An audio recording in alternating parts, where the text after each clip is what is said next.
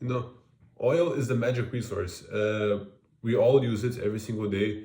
And even if you're thinking, oh, I drive a EV car, you're holding literally oil right now. Your cell phone has plastic in it, which is, well, made by oil, mostly. Uh, Oil really drives most of our economy, may that be through trade or sanctions.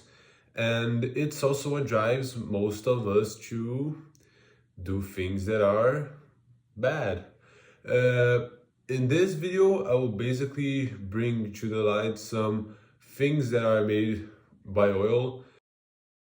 The intervention in Venezuela was originally framed as a strike to bring the Venezuelan dictator Nicolas Maduro to US soil, where he would be convicted for narco-terrorism.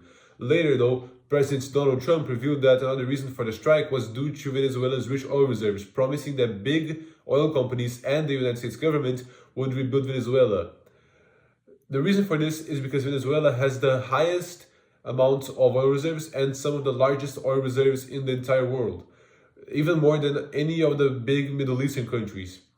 Currently, Venezuela is being led by their ex-vice president, Delcy Rodriguez, as an interim president, although many speculate that Venezuela is actually now an American puppet state. The death toll of this attack was kind of hard to find.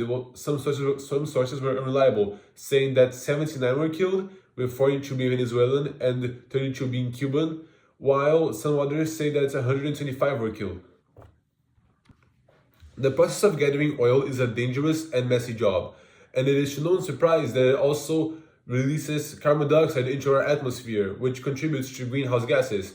It is to no one's surprise that the world's temperature has been rising, and it is showing drastically, with ice caps melting, and currently now the biggest of them all, the Western United States, where they usually expect more than 100 centimeters of snow. They have recorded record lows, with some places like some ski resorts that depend on this cold temperature and depend on this humidity and depend on this snow, recording 40 centimeter bases, which is a record low for most of them.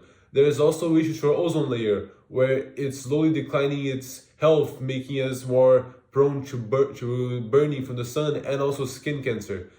The other issue is that most of oil is used to create plastic, as it's the main component in plastic, which unfortunately, due to lack of recycling, 9 out of 10 of those plastic products that it makes, so would it be chairs, parts of iPhones, or anything that has plastic in it, will be eventually brought to a landfill, creating pollution, whether through water or through land.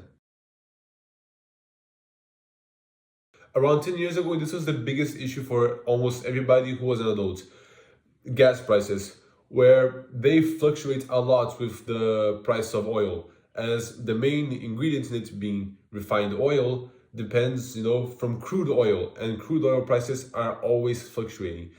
Gasoline is one of the most important resources for a lot of people, that being, well, mainly Americans, as most of their cities are car-oriented cities.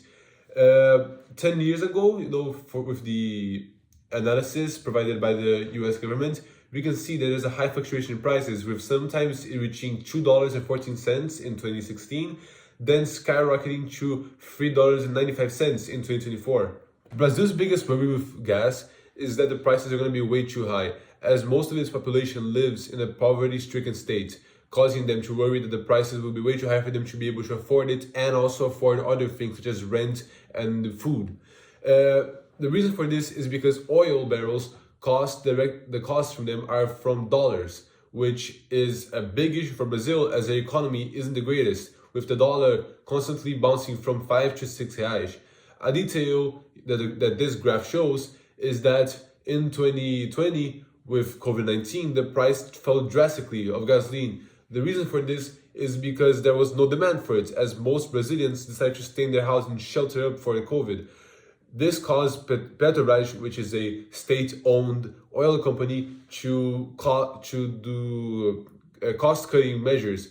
Some of those being to reduce the price of gasoline, where more people would be likely to buy it, even though they won't use their cars.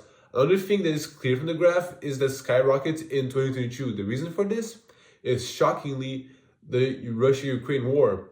The cause of this is because Russia is one of the highest suppliers of oil and natural gas to the whole world. We're gonna get more into that later. So this graph here shows us the English fluctuation of gas prices. At first, it's very unassuming.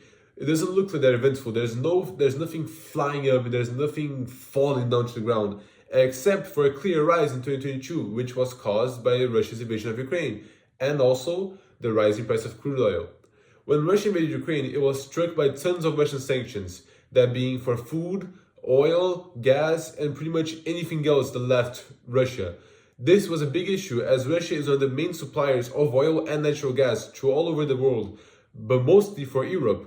So when the sanctions hit Russia, it caused for most of the European countries that surround it, or those that are even far away, such as England or Portugal, to lose a lot of their gas, natural gas reserves, and a lot of their oil, which causes the price of all of these